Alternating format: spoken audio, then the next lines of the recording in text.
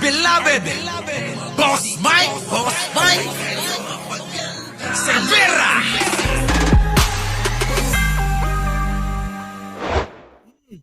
Kultura at talento ng Pinoy sa nagbabalik na Likha Project ni First Lady Liza Araneta Marcos. Grabe! Silipin natin sa agenda report ni Pierre Pastor live mula sa Foro de Intramuros sa Maynila. Pierre, Dito ba kayo galing? Ballpoint Man. Dito ba kayo galing? Dito sa sa Foro de Intramuros? Oo, kasi May sumasagot sa likod. May sumasagot sa likod. Eto po 'yon, mga kababayan, yung dinaluhan ng ating mga kapatid. Sa pangunguna nga ho dyan, nila Takero, nila Ballpoint Man, nila Mima, at nila Biyahe ni Koy, at meron pang iba. Ayoko sabihin marami kasi konti lang sila. Konti lang sila nakita ko So eto na nga ho yun, mga kababayan Grabe, pasabog ito. Talaga namang nakakatuwa itong ganitong mga balita, no? Lalong-lalo na kapag nakikita ko ito sa mga content at mga posting ng mga kasama natin, matindi. Okay, pasok. gusto dyan ngayon. Yes, Pinky. Masaya ang feeling dito sa Likha 4 event ng Office of the First Lady, Liza Araneta Marcos. Dito sa Foro Intramuros, isa itong bagong tayo na cultural events place. Oo, mga kababayan. Bagong-bagong tayo yan. Napakaganda. At sa paligid niya, mga kababayan, buhay na buhay. Ang negosyo. Ang dami ngayon nabigyan ng mga hanap buhay. Grabe, no? Ang galing naisip ni First Lady yan. Sa paligid, mga kababayan, hindi kayo magugutom. Opo, samot-saring mga paninda. Ay, pumasyal kayo. Ibang klase. Para kayong nasa Espanya. Doon sa Barcelona, mga kababayan. Ganon ang itsura ngayon ng Intramuros. Doon sa pinuntahan nila Ballpoint Man. Diba? Mga kababayan, Diyos ko po. Ang ganda. Pagka pumunta kayo sa paligid nun, punong-puno ng mga paninda at napakamumura. At hindi lang kayo matutuwa kung hindi makakabili pa kayo ng mga iba't ibang mga gamit ninyo at matitikman ninyo ang mga lutong Pilipino. Matindi, mga kababayan. Sa kauna-unahan, sa kauna-unahang pagkakataon, nagkaroon tayo ng ganyan. Nabubuhay ang turismo diyan sa Intramuros dahil dito sa proyekto ng ating pinakamamahal na First Lady. Totoo yan, mga kababayan. Saksing buhay sila, Ballpoint Man. Yung mga dumalo dyan. Saksi sila dyan. Diba? Tuloy. Hoy, Ballpoint Man, magkwento naman kayo. Tuloy. Saya dahil nakakita na naman ako ng napakagagaling na likhang Pilipino. Yan, kita nyo? Pati yung reporter napahanga. Ano pat kayo, mga kababayan, kapag kayo ay napunta? Grabe talaga. Matindi. Habang kami naglalakad, may palamig, may puto kutsinta, may balot, may itlog. May kalbo pang nagtitinda. Saan ka nakakita ng ganyan? Para talagang bumalik yung kultura nung unang panahon, nung panahon ng mga Kastila. Kulang na lang. Pwede nang gumanap si Takero na siya, si Padre Damaso.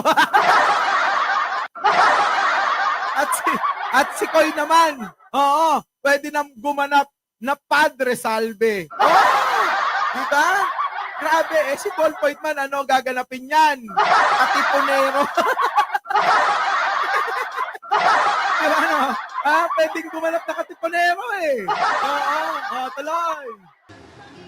Ika-4 na taon na nitong likha na isang proyekto na pinangungunahan ng unang ginang na parte ng Independence Day celebration. Teka muna baka may makita kayo dyan. Kasi nandyan po yung mga senador na ilan. At nandyan din po yung mga gabinete ni Pangulong Bongbong na na-retain. ibig sabihin mga kababayan, hindi pinayagan na mag-resign. Ha? Tuloy. At nandyan din yung mga senador na minsan madalas nyong tawaging tahimik lang. Nakakapagtaka, no? Tuloy. Itong initiative na layong i-promote ang mga traditional Filipino art and culture sa pamamagitan ng mga exhibit at pagpapakilala sa mga artisan. Pinapahalagahan nito ang mga kultural na yaman ng bansa. Dito ipinakita Alam nyo, sa totoo lang, oo, sa ibang bansa, ganyan. Yung kultura nila pinagyayabang. Dito sa atin, ngayon pa lang natin nararanasan sa pamamagitan ng pag-uumpisa ng ating First Lady, walang iba. Lisa Marcos lang. Diba? Wala yung manok ni Jojo Chavez. Mukhang nandun sa bukid. Eto mga kababayan, sa mga hindi nakakalam, kasi hindi ito nababalita ng mga ilan. Lalong-lalo na yung mga tao na katulad ko na hindi imbitado. Alam nyo mga kababayan, kahit hindi tayo imbitado dyan, dapat mamalaki natin yan kasi napakagandang proyekto ito ni First Lady. Di po ba, mga kababayan? Kahit puta ako hindi naman ako imbitado dyan, dapat pagmalaki natin yan. Sige, tuloy. ang mga tradisyonal na gawa ng mga maninikha mula sa iba't ibang panig ng bansa. Kita nyo, nabibigyan ng pagkakataon na ipakita ang talentong Pilipino sa pamamagitan ng proyekto ni First Lady na to. Ibang klase. Ibang klase. Tuloy. Ang mga sining sa paghabi, paggawa ng alhahera at pag-ukit ng bato. Ang mga kagamitan at produkto ng mga artisano ay naging tanging pang-exhibit at nagbigay Sobra, oo. Sabi ni Ballpoint Man talagang magaganda daw yung mga likhang mga Pilipino Ewan ko ba bakit hindi tayo nakagawa ng mga museo para dito. Buti na lang nandito at naisip ni First Lady natin. Mga kababayan? Kakaiba, no? Sorry. Jenny Ramos talagang hindi. Matalaw. ng pagkakataon sa kanila para maipakilala ang kanilang sining sa mas maraming tao. Kabilang dito ang Nito Handicrafts. Ang Nito ay halaman na nakukuha natin sa mga kabundukan dito sa Pilipinas. Ang karahay naman made of rattan products. Meron dito yung guitars from Cebu, Capiz products, and products from the Mountain Province. Ang proyekto ay hindi lamang nagpapakita ng ganda ng mga tradisyonal na sining, kundi nagbibigay din ng pagkakataon sa mga artisano na mapalawak ang kanilang network. At Naku, mga kababayan, ang ganda na itong proyekto na to. Sana isuportahan, At saka alam nyo yung mga turista na nando doon, mga kababayan, mga puti, mga sakang, mga singkit, mga kababayan. Marami yung turista dyan sa Intramuros. Naku, mga kababayan, ayun, nagsibile. Oo. Di po ba, mga kababayan? Tapos po, eto pa, mga kababayan, yung mga ambassador dyan. Nandyan ang ambassador ng China, nandyan din ang ambassador ng Amerika. Oo! Nung mga kababayan, ano nga ba yun? Nandyan pa ba si Ballpoint Man? Ballpoint Man! Tuwang-tuwa yung mga puti. Sabi ko sa inyo, magkwento ka nga. Tuwang-tuwa yung mga puti na nakabili ng gawang Pinoy. Di ba? Di ba kwento mo pa nga si ambassador ng Amerika na si Carlson di ba bumili ng ng damit na pang native na damit na Pilipino? Kwento mo yan sa akin sa telepono. Di ba? Naku, mga kababayan, matindi. Biruin nyo, tinatangkilik nila at pinagmamalaki. Sabi ni naman, kwento naman ni Takero, yun daw pong US ambassador, mga kababayan, bumili ng ng damit at tuwan-tuwa daw sapagkat mga kababayan, hindi lang daw maganda ang disenyo, abay napakatibay at gawa talaga sa likha ng ating ng kabundukan. Galing sa mga dahon-dahon, sa mga sanga-sanga, sa mga puno-puno. Grabe, no? Matindi. kaya pala nag-enjoy tong mga ito eh. Oo, itong sila.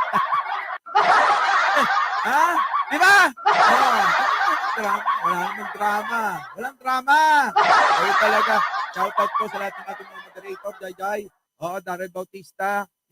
Jojo Chavez. Sa lahat ng ating mga bisita ay tiyang pakibati naman sila. Oo. Diba? O, tuloy. Ipakilala ang kanilang mga gawa sa mas malawak na audience.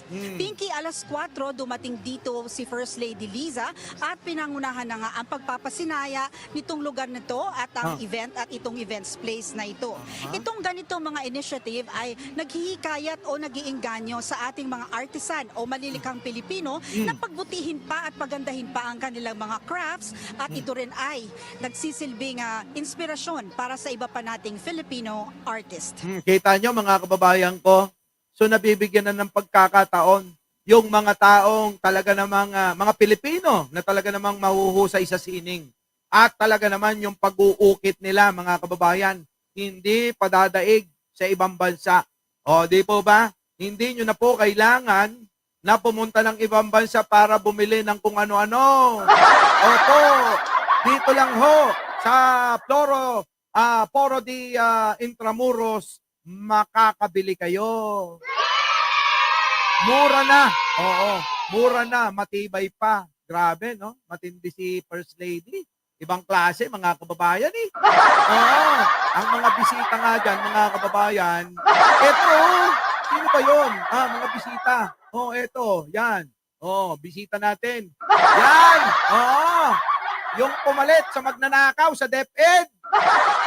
Mga kababayan, di ba? Si Secretary Angara, nandyan eh. Di ba? Grabe, meron pang binulong mga kababayan eh. Sabi niya sa akin, ayos na. Wala nang magnanakaw sa DepEd. Ay, nako. Di ba? Eh, syempre, nandyan si Pareng, yung mga pumunta. Nako! Ayan, si Ballpoint Man, si Pikwaho yung nakasalamin, Ang kasama po namin, kasama nila, kasama nila si Secretary J. Ruiz. Opo, At ito po, mga kababayan, ay tuloy-tuloy pa rin magiging secretary dyan sa PCO. Opo, yan pa rin. Itong nasa gitnang nakakabay dito, ay hindi ko kilala yan.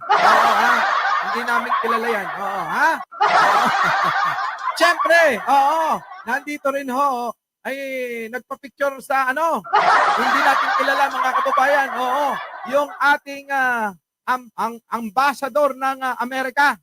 Si Ambassador Carlson, ng Amerika, hindi namin kilala yung isa na yan. Kilala ko lang ito si Ambassador, mga kababayan. Ewan ko, baka umepal lang yan eh. Eto, mga kababayan, Nako, eto na mga kababayan, yung mga nagpa-picture kay First Lady. Yaan po, unahin natin dito, sa bandang kaliwa. Siyempre, si Mima, Si Mima po, katabi po ni First Lady. Siyempre, nandoon sa likuran, si Secretary J. Ruiz at ang ating PAW, si Persida Acosta, at nandito na naman si etong nakasalamin. Hindi ho yan si Max Alvarado, Si Pikwa po yan, At eto naman pong nakasalamin din sa kakulay ng damit ni First Lady ay si Paring Yam. At eto naman, si Parilista yata to. At si Kakopi, mga kababayan. Yung ilan dyan, hindi namin kilala. Baka nakisingit lang yung mga yan eh. Baka sumingit lang ho, mga kababayan. Nakikisingit lang sila. Baka yung hindi ko kilala yung iba. Basta ang kilala ko lang dyan eh. Ano ba si Ballpoint Man? Ballpoint Man, nasan ka dito? So yan, mga kababayan. Ang nangyari po dito sa napakagandang proyekto ng ating minamahal na First Lady. Opo, mga kababayan, ibang klase. Si Ballpoint Man yata yung yung kumuha ng litrato. Oh, di ba? Hindi wala ho ako diyan. Oo, ito. Oo, hindi ho ako diyan. Naiinis nga dyan si ano eh. Ha? Naiinis nga dyan si Ballpoint Man eh. Panay ang bulong kay First Lady.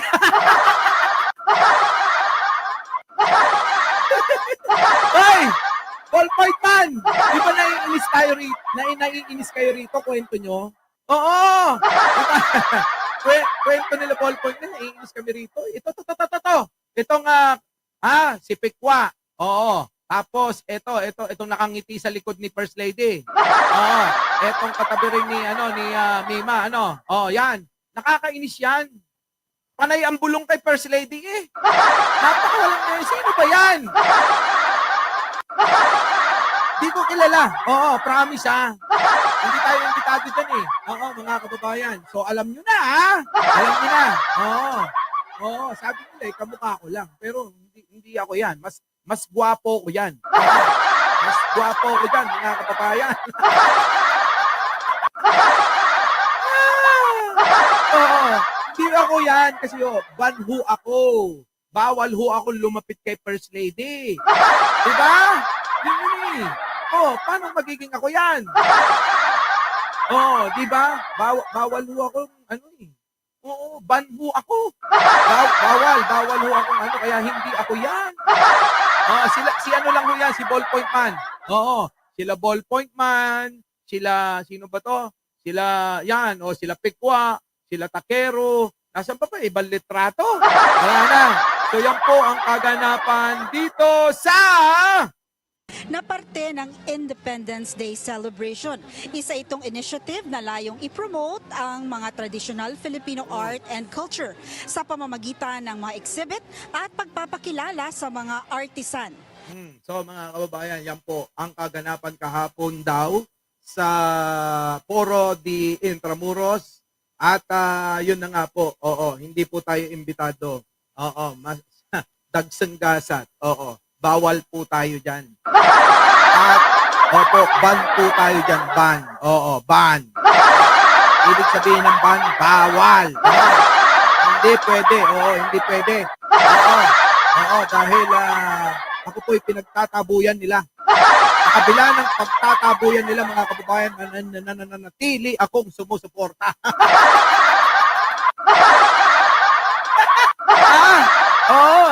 Kaya nga wala akong maipost, mga kababayan eh. Naiinggit ako kay Takero eh.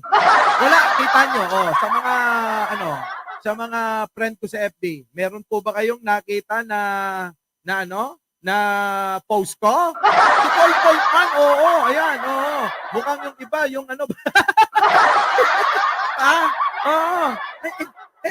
wala akong wala akong maipost. Nahihiya ako. Bakit? Wala akong maipost, mga kababayan kasi hindi ako naimbitahan. Hindi ako naimbitahan. Kaya, congratulations sa ating mga kasama na talagang mga kababayan ay espesyal na naimbitahan ng opisina ng ating First Lady. First Lady Liza Araneta Marcos. Galing nyo. Saludo ko sa mga vlogger na to. Diba? Sino-sino uli? Unahin natin si Ballpoint Man, nandito eh. Si Takero, si Mima, si Biyahe ni Koy, yung iba kasi hindi nakapunta. At yung iba hindi imbitado, katulad ko. Sila Mark, Mark Gamboa. Sino pa? Si Paring Yam. Nandyan. Sino pa? Sila Kokopi. Sino pa? Meron pang mga ilan na lang. Nakalimutan ko lang yung pangalan. Kaya mga kababayan, batiin nyo sila. Yun, si Palirista. Nandun. Sino pa nando doon? Sino pa? Baka naman, Ballpoint Man, baka pwedeng paki-comment, baka magtampo sa akin. Sino? Sino pa? Nandun pa ba si Ballpoint Man? Paki-comment naman, si Pikwa. Si Pikwa, nando doon. Sino pa nandun? Wala yata si Nyulo, hindi ko nakita. Si Kakopi nando doon. Si Nyulo nandun ba? Oh, hindi ko alam eh, hindi ko nakita. Si Direk, oo, absent. Parehas kami, hindi imbitado. Oo. Sino pa? Si Mark Ramos, di makakapunta. Oo. Sino pa? Sino pa? Yun, mga kababayan. Kaya saludo sa mga vlogger na naimbitahan. At talaga naman, mga kababayan. Si Chris Urlo, busy yun sa, sa shooting. Oo. Si Chris Urlo, artista na yun. Artista na ho yun. Oo. Ha? Oo. Sino pa? Oo eh. Meron pa ba kayong nakitang iba? Oo. Sorry na lang sa amin, na mga hindi naimbitahan. Oo. Sorry ha. Sorry sa amin na mga hindi naimbitahan. Oo. Better luck next time na lang. So, punta na tayo.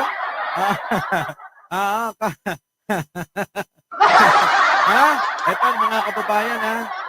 Mga kababayan. Lagpasan na natin 'to at pumunta na tayo dito naman mga kababayan.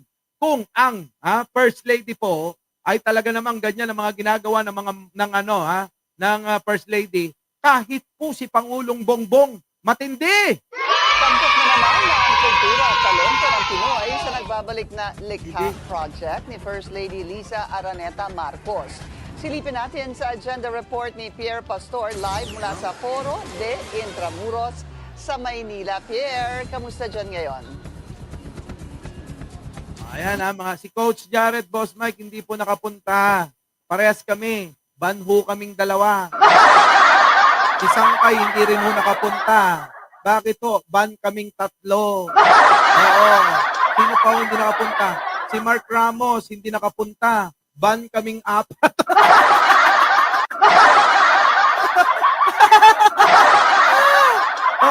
So mga kababayan kung ang First Lady at ang Pangulong Bongbong Marcos, mga kababayan ko, ay walang kahinto-hinto sa paggawa ng mga maraming proyekto. Oo, si Jill ba? Di ko alam kung nandun, di ko siya nakita. Oo, marami pa po mga kababayan. Sa Big Five, si Takero lang talaga ang nandyan. Oo, mga kababayan Si Takero lang po ang talagang inimbitahan ng opisina ni First Lady. Kaya po mga kababayan wala Ganon talaga Oo, pero hindi naman ho ako kailangan magtampo. Basta nandiyan dyan yung mga kapatid natin, okay na ako. Oo! Diba? Okay na ako. Para saan pa? Diba? Kung ganon talaga Diba?